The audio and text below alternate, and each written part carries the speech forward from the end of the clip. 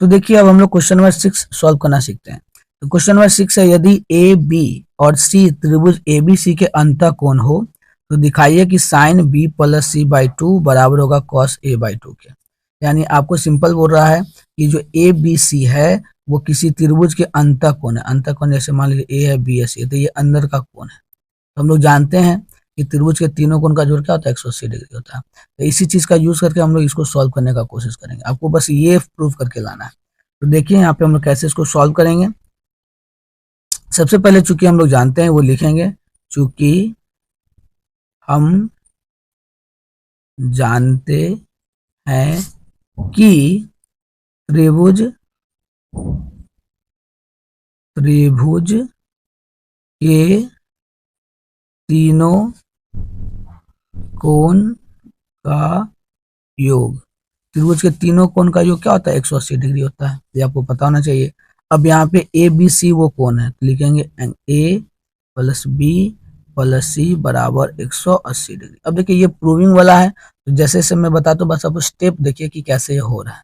अब ये यहाँ पे सवाल नहीं कि क्यों हो रहा है, क्योंकि जब प्रूविंग वाला बात होता है तो उसमें क्यों की जगह हम लोग क्या ज्यादा अच्छा मतलब क्या सवाल करते हैं कि क्या हो रहा है, कैसे हो रहा है।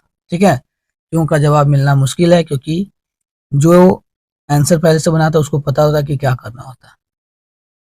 तो इसीलिए ज्यादा बुद्धि नहीं लगाना है यहाँ पे, बस देखना है कि कैसे हो रहा है। तो यहाँ तक तो हो गया ए प्लस बी प्लस सी बराबर 180। अब हम लोग क्या करेंगे, दोनों तरफ 2 से डिवाइड करेंगे, यानी दोनों ओर 2 से भाग देने पर तो देखिए इधर ए प्लस बी प्लस सी था, तो ए प्लस बी प्लस सी बटा 2 हो जाएगा। इधर 180 था तो इसका भी क्या हो जाएगा, बटा 2 हो जाएगा। ये जो 180 है वो कट के 90 डिग्री हो जाएगा। और इधर आपको क्या करना है कि ए और बी प्लस सी को अलग कर देना है, यानी ए प्लस बी प्लस सी को एक ही ब्रैकेट में लिख देंगे। क्यों लिख देंगे, क्योंकि यहाँ पे बी प्लस सी बाई 2 है। आगे इसका काम आएगा, कैसे होगा हम लोग देखेंगे यहाँ पे। अब आपका ये 90 हो जाएगा। अब इस 2 को इन दोनों के साथ अलग कर देना है, यानी a बाई 2 भी आपको लिखना है plus b plus C by 2 लिखना है। ऐसा हमने क्यों किया, तो आपको याद होना चाहिए कि जब भिन्न का जोड़ बनाते हैं तो 2 का एलसीएम या किसी नंबर का एलसीएम में तो वही हो जाता है और फिर ऊपर का भी सेम हो जाता है, यानी कि इसको उल्टा कर रहे हैं, रिवर्स कर रहे हैं। बस आपको ये याद रखना है। इतना करने के बाद आपको क्या करना होगा कि इधर 90 डिग्री है ही, अब इस a बाई 2 को उधर ले जाएंगे तो ये माइनस में a बाई 2 हो जाएगा।